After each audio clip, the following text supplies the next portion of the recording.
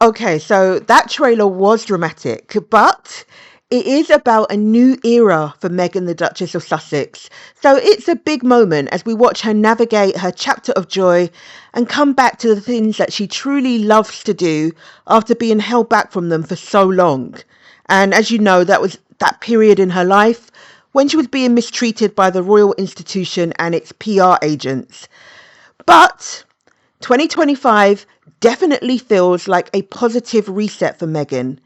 And while the trailer may have been dramatic, on the flip side, so has the reaction by some of those bleach blonde, big back, butch bodied royalists, especially those ones with the unwashed legs, who have been triggered by Princess Meghan's reappearance at the very start of 2025. Now, Meghan reactivating her Instagram, carefreely writing 2025 in the sand, then dropping the trailer for her new show called With Love Meghan the very next day. Well, all of this created such a buzz for those who've missed this content from her. Those are her diehard fans from before she got involved in royalty. However, it also sent a certain set of people into complete meltdown. Now, these are the people that we've seen melting down about other projects that Prince Harry and Meghan have done. But I have to say that I can't remember the meltdown being anything like this before. Or maybe I've just got a bad memory. But I think we have to ask why that is. Well, I think it's because this project is different. It's powerful. And I would say that this project has the potential to be quite magical.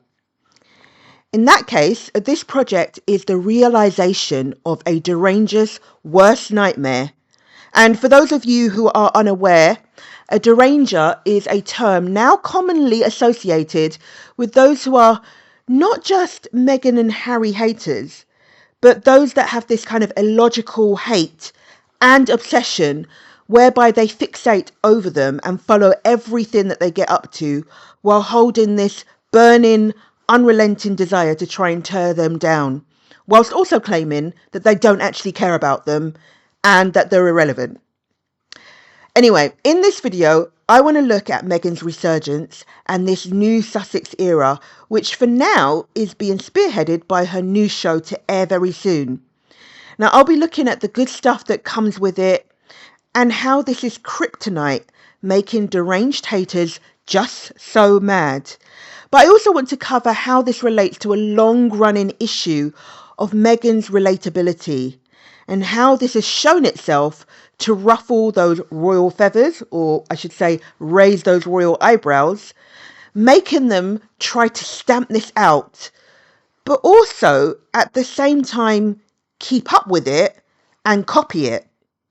So there's so many reasons, but this show is clearly a major annoyance to them.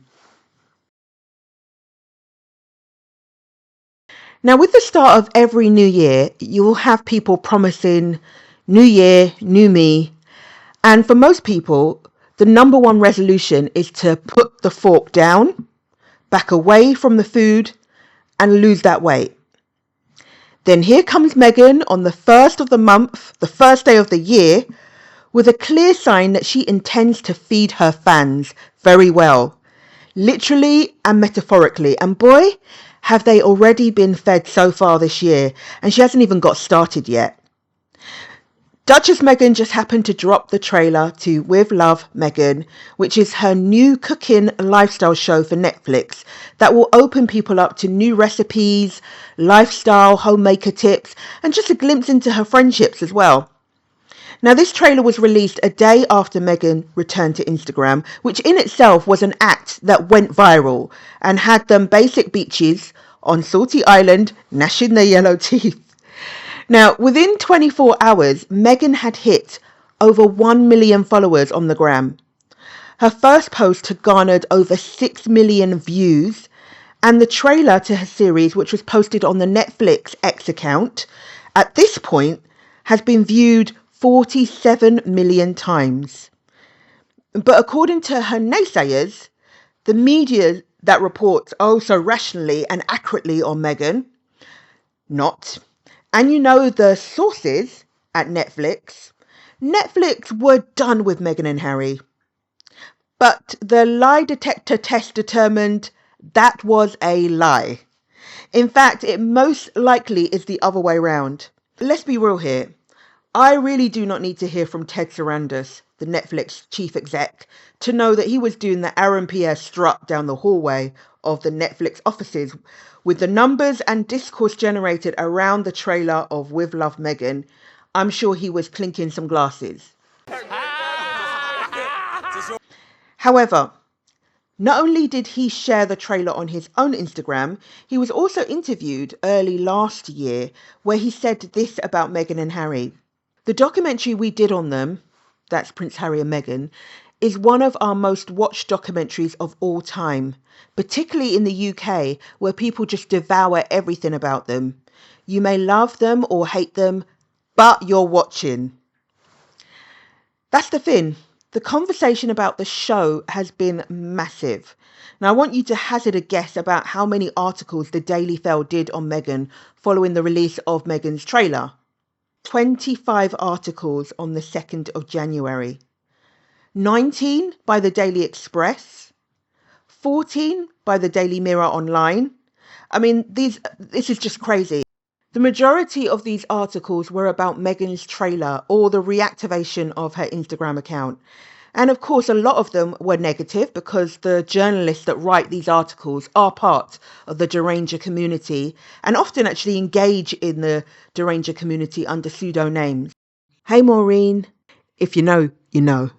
But despite the media-created outrage, based on what Ted Sarandos said in the article, when it comes to Meghan's show, I'm sure he's thinking, show me the money! Derek, you better yell! Show me the money! Whether you love them or hate them, you're talking about them, and that equals ka-ching.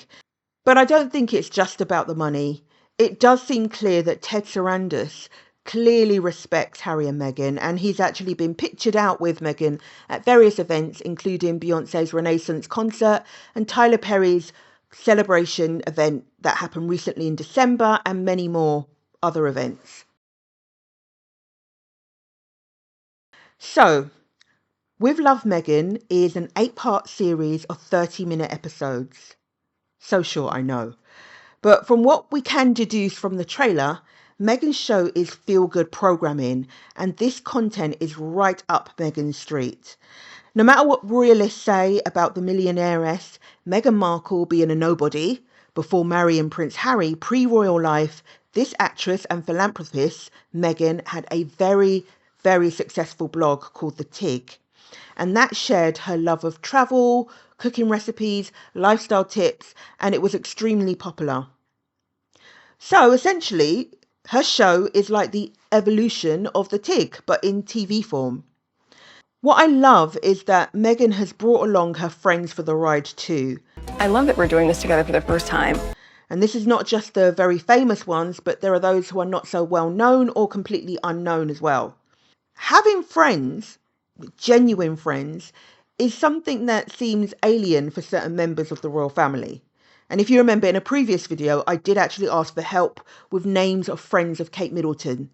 And in the comments, I just saw tumbleweed. Anyway, I digress. For those who know about the Tig, the show is an exciting prospect for them. And for those who didn't, the trailer has sparked curiosity, with many newbies excited to watch and see what it's all about. Many of those people have expressed their excitement for this show on social media. This user said, "Love is in the details. Meghan's back. This is definitely going to be a winner. I'm so excited. Every frame in the trailer exudes so much joy and exhilaration. Can't wait for this. Meghan, so glad you're back." Then this user said, "Super excited to see Meghan back in her element. Can't wait to watch her showcase her continued love of cooking, fashion, entertaining, gardening, etc. with her friends and family." And this user said, "It's inspiring to see Meghan rise above one of the most relentless hate campaigns ever directed at a woman in modern history. She embodies resilience and strength. I can't wait to watch." And this one says, "I'm really thinking of subscribing to Netflix just to watch Meghan's show." And even the people that were planning to watch it anyway were doubly excited when they saw the trailer, because It actually looks like a really good show. It looks like what she said. It's joy-giving. Yeah, it was never going to take much for me to sign on to With Love, Meghan. I've historically been on this woman's side. But after that trailer, I'm in. I don't even really cook like that. I mean, like, I like cook out of necessity. I cook to live, of course, but I don't really have that joy of cooking.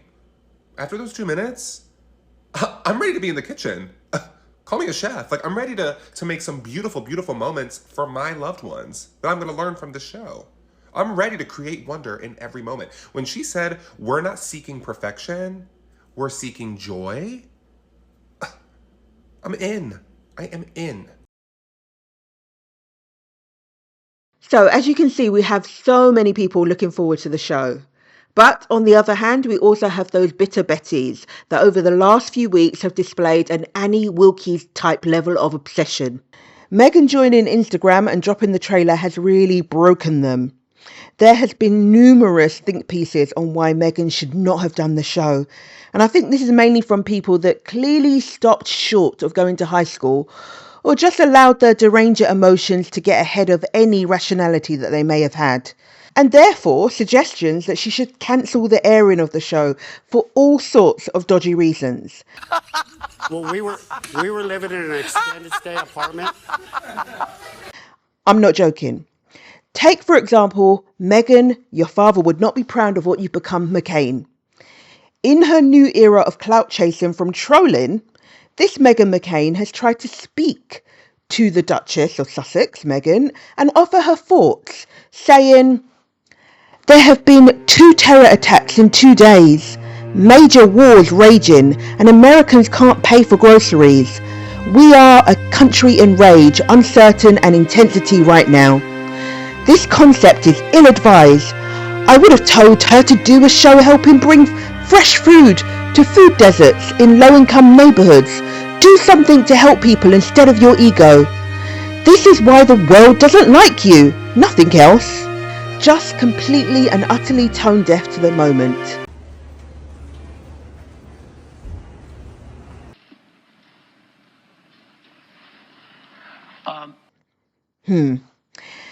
Well, focusing on the idea that Meghan shouldn't have done a show because bad things are going on in the world is of course ridiculous, because it would mean that every show commissioned that doesn't focus on the challenging issues of the world right now should not be commissioned, and that television and film production would essentially have to come to a stop. That is unless it only applies to Meghan, the Duchess of Sussex. This guy said it best in his video response to Meghan McCain's post. Okay, so just because there's a bunch of shitty stuff happening in the world, all of a sudden you're deciding that we can't have aspirational escapism content, stuff that lets us forget about the shitty stuff that's happening in the world temporarily. And I was going to say somebody should explain the concept of escapism to Meghan McCain, but she is very famously a Real Housewives watcher. Not just a casual viewer, she is an avid fan and watches this very religiously, which is great. So do I, clearly. But that means that she's very much accustomed to the idea of escapism. Because Real Housewives, that's what it is. It's a way for us for 45 minutes to look at somebody else's life and forget our own life for a little bit and just, escape. And that's exactly what Meghan Markle's show will do for us. It's probably this like little bubble of a world that she lives in where there aren't that many issues, and you can aspire to have this very curated, aesthetically pleasing life. And like, that's something that I would love to watch right now and not think about all the crazy stuff that's happening in the world. And for Meghan McCain to like somehow think that Meghan Markle is just not entitled to be able to create a show under her already existing Netflix production deal because there's stuff happening in the world. She's not allowed to provide escapism. She's not allowed to create something right now for us to watch. Why is that her problem? Why is that her burden to carry and not anybody else's? I don't understand. I don't understand these people. Now, I think that this guy was being very nice to Meghan McCain as he was very kindly dog walking her through her stupid reasoning. But let me tell you that Meghan McCain got dragged from here to you really should have just shut your mouth, Phil. Lord, nearly every quote tweet was like a pimp slap in her face, which for someone with a modicum of sense would have helped to reset her back to normal with a logical way of thinking, although I don't really think that Meghan McCain has ever been on that right setting. Now, the thing that always surprises me about these really bitter and jealous women, especially the ones with unwashed legs, is that they try and drag Duchess Meghan. They claim that she's irrelevant, and then for some reason they want to give her unsolicited advice. Look, Meghan McCain's last book sold only 244 copies in its first week, yet she's trying to give Duchess Meghan advice on what she should have done for her show to ensure that it's a success.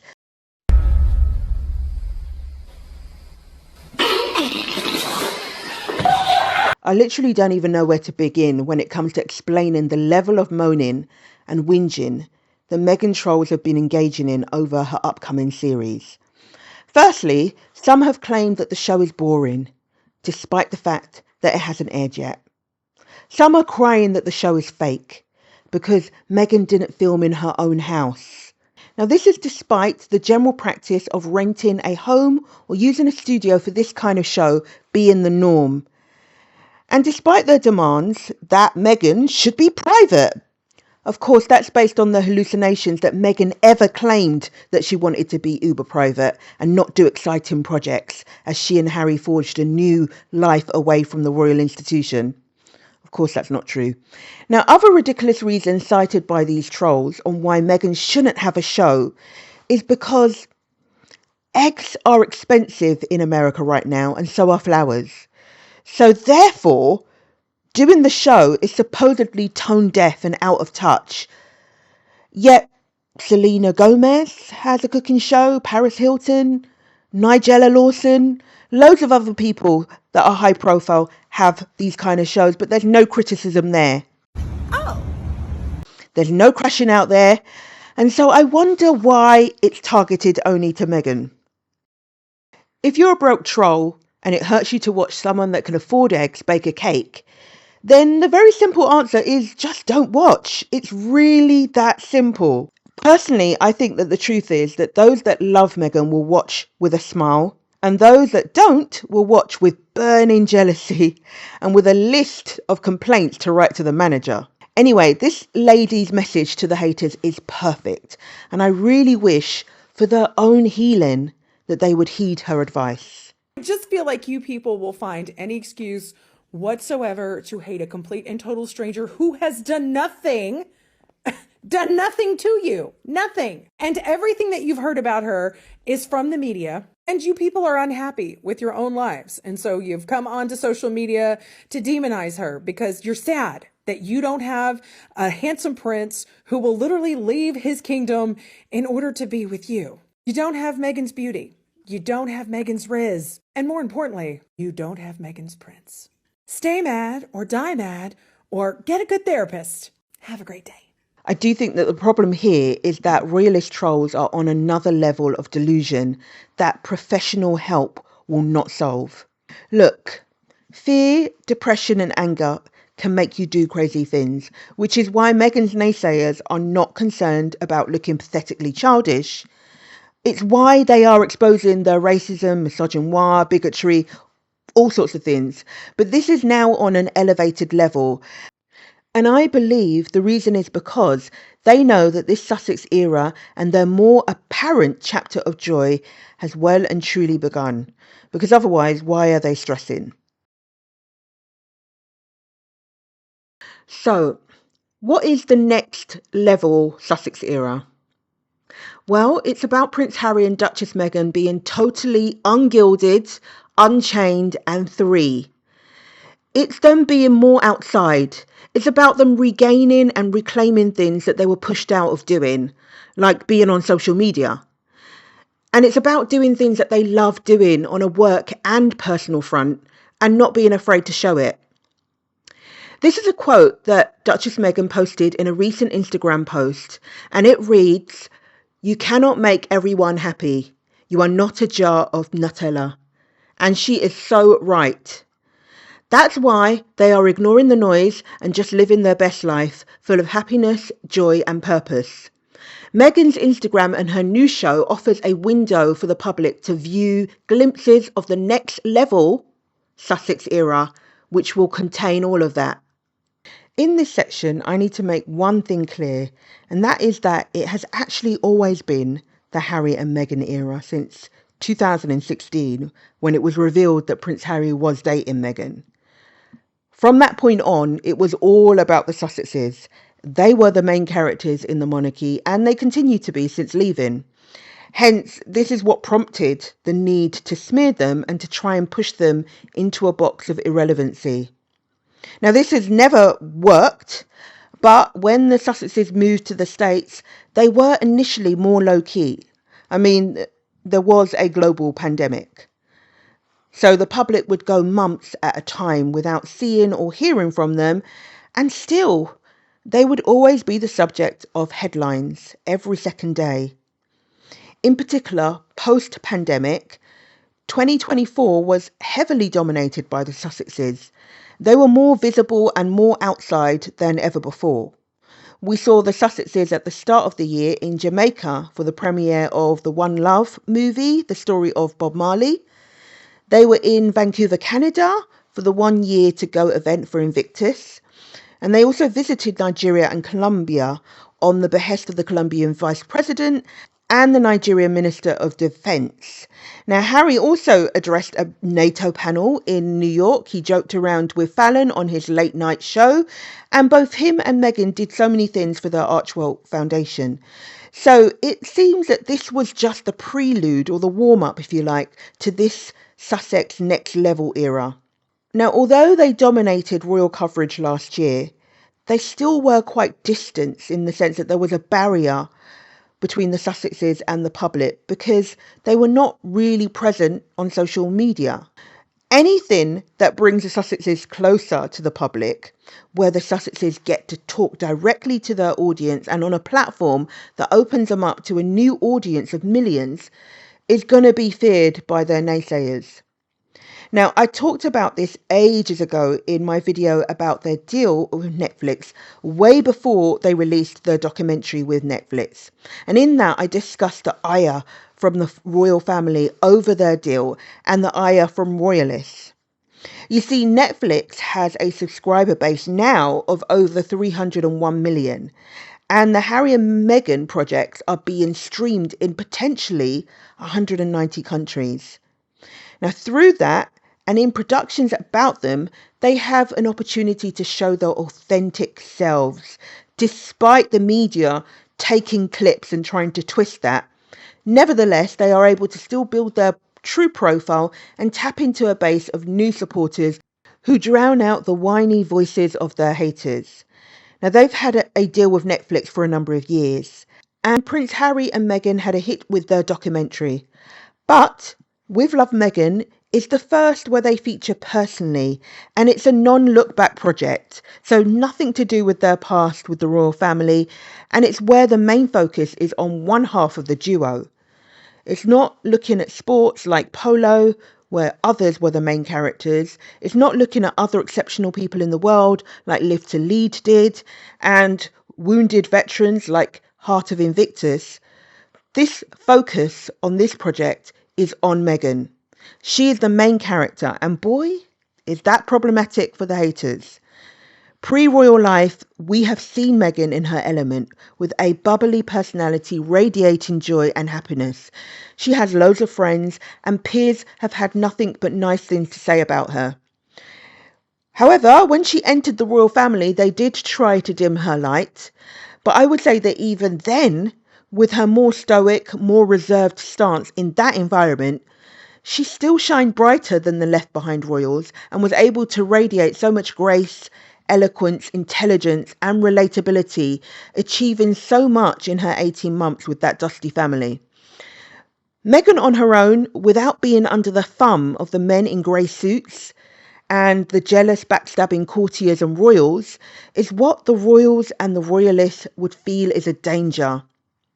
That's why these people congregate and stalk posts that mention Meghan in order to leave negative comments, even though a lot of them are bots. This is why they try and harass charities that Prince Harry and Meghan partner with. Sophia Noble, a tech expert who featured in the Harry and Meghan documentary, explained about symbolic annihilation. If you can destroy people who are symbols of social justice, then you can scare people to not want it to be public. It is a way to signal to the rest of us to stand down. It's meant to turn them into social pariahs, to push them back into the house and to essentially make them stand down. Now, as well as harassing Prince Harry and Duchess Meghan's charities, it's also them trying to warn Harry and Meghan to stay off social media. The trolls are trying to let them know that if they return to these social media platform streets, they will bully them off it, or so they think. Their plans, however, have been thwarted because Meghan did return to Instagram, but with the comments off. And of course, the trolls and the derangers were angry about it. Hence this pathetic headline from a Daily Fell article which says, Meghan criticised over decision to turn off comments on first Instagram post. Like really, criticised by whom? Because it sure ain't her supporters. It's most likely Meghan's naysayers, who are also comprised of most British media journalists like this one, Jack Royston. In this clip, he was expressing that Meghan made a bad decision when returning to social media by going back to Instagram, where she previously had an account of 3 million plus followers, instead of joining X, previously and still known as Twitter. And Meghan hasn't chosen to make Twitter her space. She's chosen Instagram. She is trying to exist. Instagram is great for celebrities and celebrities love it. It gives them a slightly more positive space in which they can just, their post is king. Like that is the key thing about Instagram. You post the picture, anybody who comments underneath it is subordinate to your original post. Whereas on Twitter, no one post has priority over another. Now, when an opinion is given in bad faith, you can often find the lack of logic in it. For instance, he said Instagram is for celebrities as if Twitter is not, while also ignoring the fact that the royal family have various accounts on Instagram too.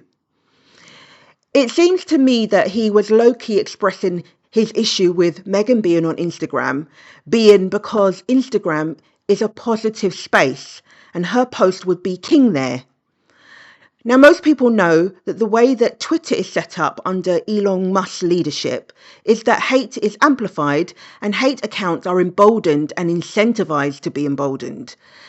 In fact, I think that like those in the deranger community, Jack preferred her to be on Twitter because it's the opposite of positive. In fact, it's quite negative, and that her post would not be king. And I guess that he, sadly, like most royalist journalists, would prefer that any post she puts up gets taken apart by comments posted by the hate community trying to counter and rip it apart. The royal family sanctioned toxic British media. They want Meghan to be trapped in the side of social media where the trolls incite and direct hate under her posts. However, the good side to social media is that it can be a game changer in building connections and tapping into your own audience, but also different audiences too.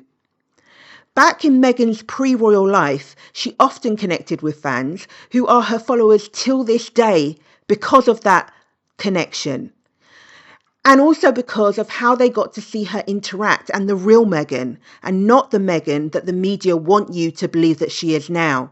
To connect with people, like Emily, who's right here. I only know her through Twitter, and I knew she was coming because I saw it on social media. Stop it, really? Yes, and she's going on a trip soon to Costa Rica to do some aid work because she said that my UN stuff inspired her. I wrote you a letter. I brought it. Okay, that is amazing.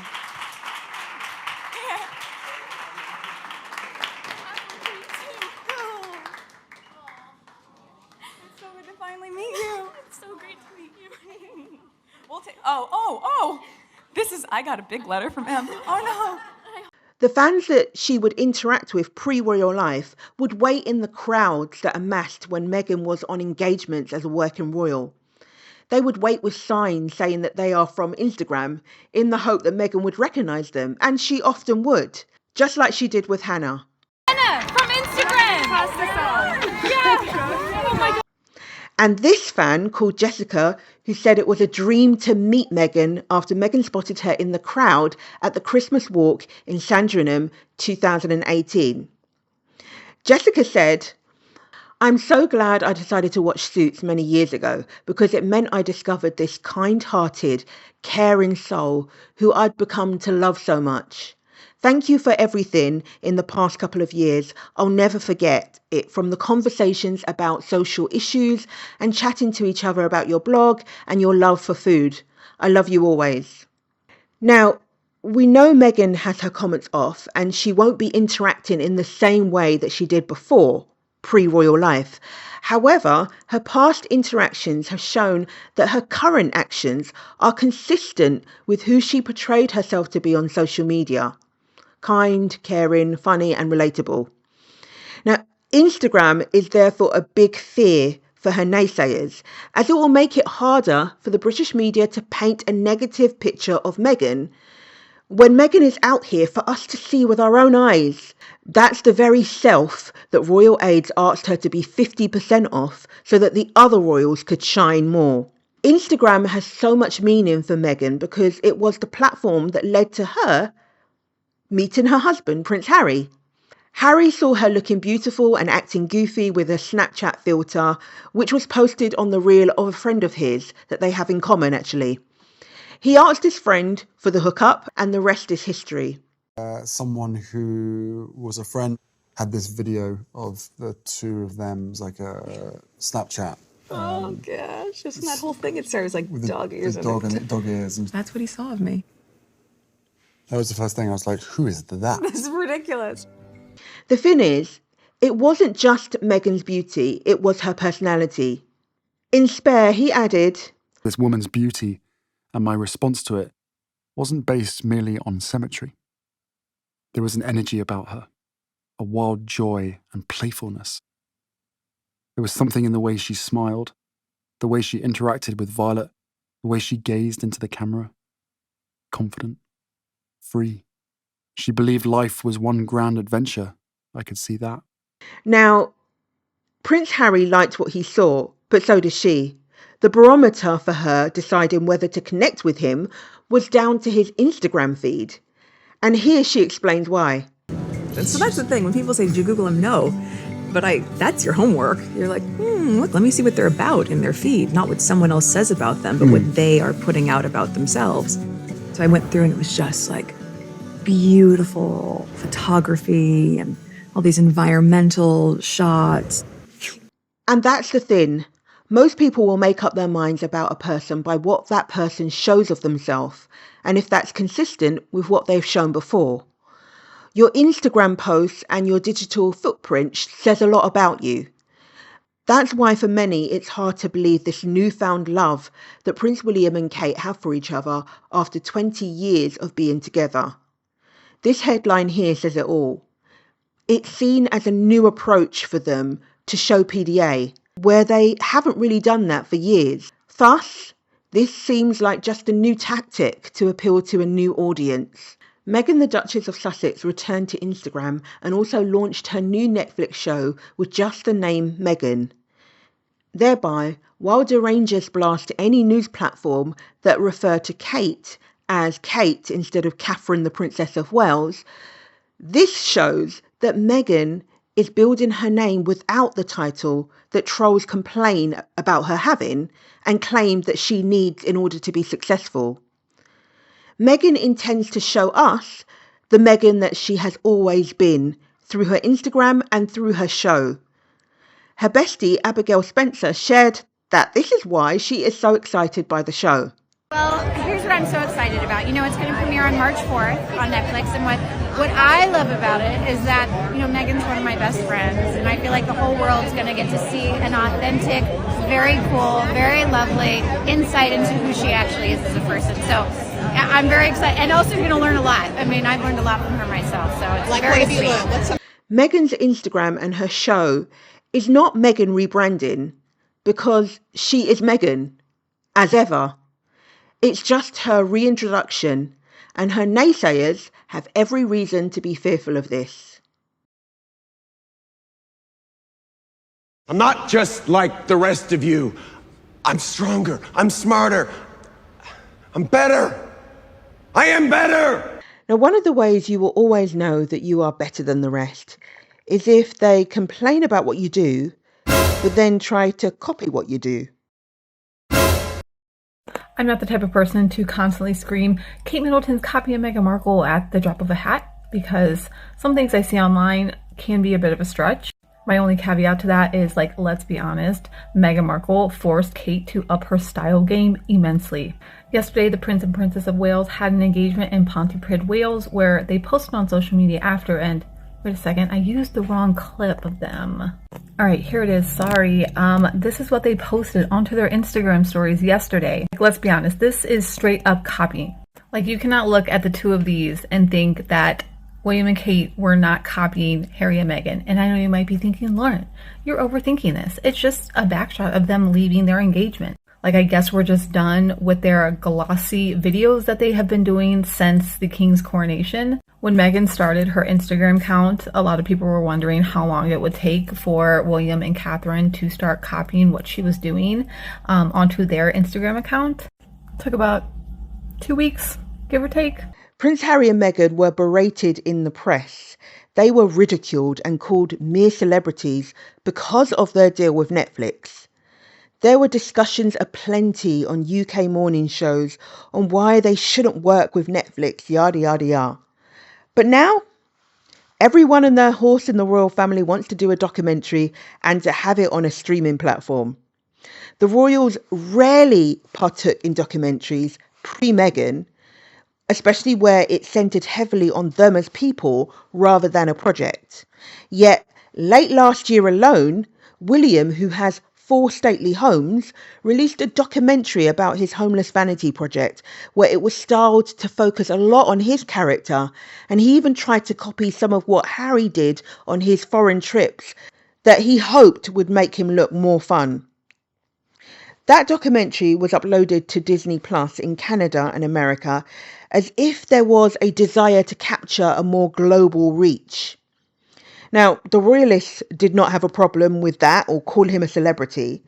And also, King Charles did a reality show too, where he was followed around for a year in preparation for his hat-wearing ceremony, also known as the coronation.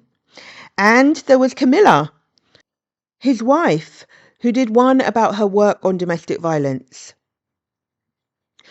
Kate also became well enough to film her Christmas Carol concert in December, which was distributed on ITV, and she also starred in a short video production where in this she was seen frolicking with William in front of her children in order to convey a happy married life following recovery from what has been reported to be precancerous cell removal.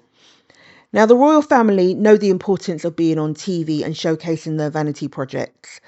But this is only in recent times, as they seem to feel that this is how they have to keep up with Prince Harry and Meghan. Now, Meghan's show is a double blow to the royals, the media goons and the Karenified supporters, because they know it will only serve to expose how mediocre the welfare royals are and how unrelatable they are. As well as having a successful career as an actress, Meghan also found time to intern at the UN, learn Spanish, and she can cook. That's a woman of substance right there. And that's the short edit. Now, Meghan was cooking from way before she was in the royal family, but the first time she actually did demonstrate her cooking abilities while she was a working royal was when she and Harry went on their first tour to Australia. Now, bringing food on engagements for people that they were visiting had never been done before by royals, or certainly wasn't a common thing. And it just showed that Meghan was a different kind of duchess in comparison to the others. The fact that Meghan had baked this family a cake, a sign they're doing things differently. Yeah, she made it last night. When she heard she was coming to a family home, she had to bring a plate. And that ability to connect is a very powerful thing when you want to make sure the monarchy is still relevant. But can you guess what Kate Middleton did next? Yes, you guessed it. Despite a decade in the royal family, it was only after Meghan did this that she then decided to cook for volunteers for an engagement that she attended at the London Ukraine Centre. The emphasis was on her homemade cookies or brownies, as if. We are expected to believe that a woman who was put on the spot to cook an ordinary pancake and made this monstrosity spent time in the kitchen baking perfect brownies with her colleague William. Sure. The fact that both Kate and William would copy a Meghanism but pretend to cook for these volunteers is because they saw that from that cooking that she did for others, it was something that would make them look kind, down to earth, given back in a natural, earthy way, skillful if you like. Deep down, I believe that their fans know that Kate and William have no real discernible talent and that they're not necessarily people of substance and that they are as basic as the British media complained that they were before Meghan arrived.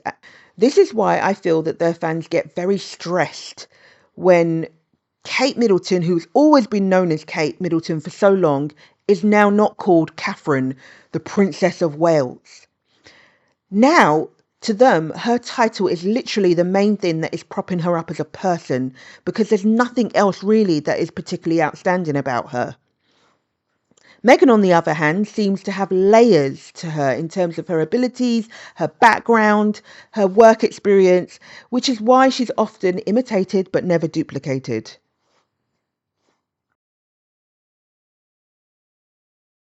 Now, the media love to use the word rebranding anytime that Prince Harry and Meghan announce something big. They do this because they want to make you believe that Prince Harry and Meghan's projects are contrived and inauthentic and that they just come up with random ideas and to see which one sticks and hope for the best. They want you to believe that the people that they are showing themselves to be is not really them, so that you question the nice people that you see on the screen. However, Meghan has talked about the power of authenticity and using that throughout her life. And I think that is the takeaway that I have found is if you don't listen to all the noise out there and you just focus on living a purpose-driven life and you focus on knowing what your own moral compass is, there are always going to be naysayers. But at the end of the day, I used to have a quote up in my room many, many moons ago, and it resonates now perhaps more than ever when you see the vitriol and noise that can be out in the world. And it's by Georgia O'Keeffe, and it's, "I've already settled it for myself, so flattery and criticism go down the same drain, and I am quite free." And the moment that you are able to be liberated from all of these other opinions of what you know to be true, then I think it's very easy to just live with truth and live with authenticity. And that's how I choose to move through the world. And that's one of the reasons why when you go back and look at her life pre-royal family, it is consistent with who she has portrayed herself to be, right through from then to current day. However, if you look back at the royal family and the things that they have done and the work that they have done down to the clothes that they wear, all that has changed since Meghan came into the royal family. I'm even talking about mannerisms that have changed. So, for example, they're now hugging people. They're now doing things that they never did before when they were presenting as a bit more detached because they're oh so royal. They're basically acting like completely different people. You can look back at them and see that so much has changed. Yet, when you look back at Meghan and how she was pre-royal, not a lot has changed. She's always maintained that she liked cooking. She's always been a philanthropist. She would do voluntary work. So, for example, when she showed up at the LA fires with donations and trying to help out, that really is her being consistent with who she was before royal life. And what we know about her life pre-royal family is that she was very much liked in Hollywood. She had no blemishes to her reputation and she was very well respected. Things only took a dip, coincidentally, when she came into the royal family, and we all know that story. She and Harry got too popular and the smear campaign started thereafter. Now, I think that deep down we know that the average person who is marrying into the family, regardless of that family status, doesn't go in making demands and being a diva like they say Meghan did. The average person will probably try their best to integrate and be an asset to that family.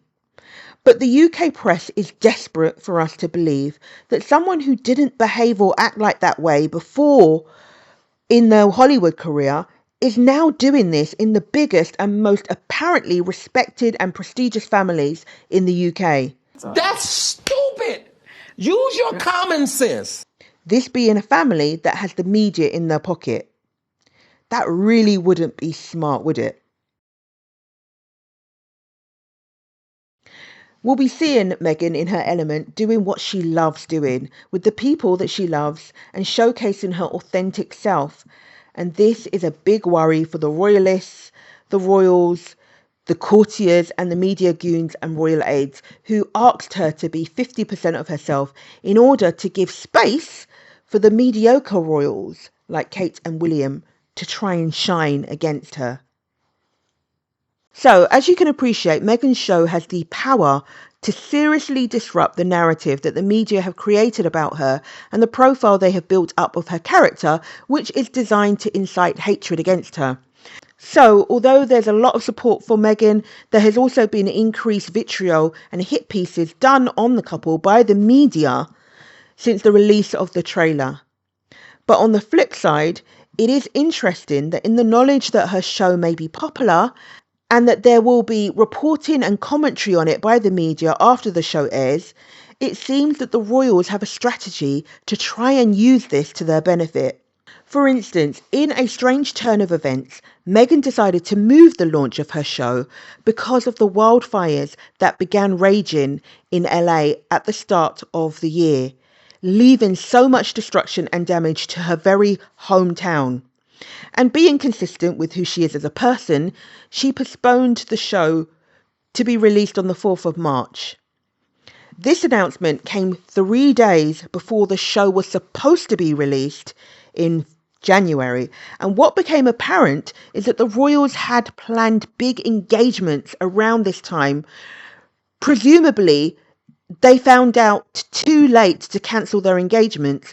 But despite Prince William and Kate Middleton for a long time having very sparse diaries, they coincidentally had engagements planned for the day before Meghan's show was to air, on the day her show was airing, and also on the day afterwards.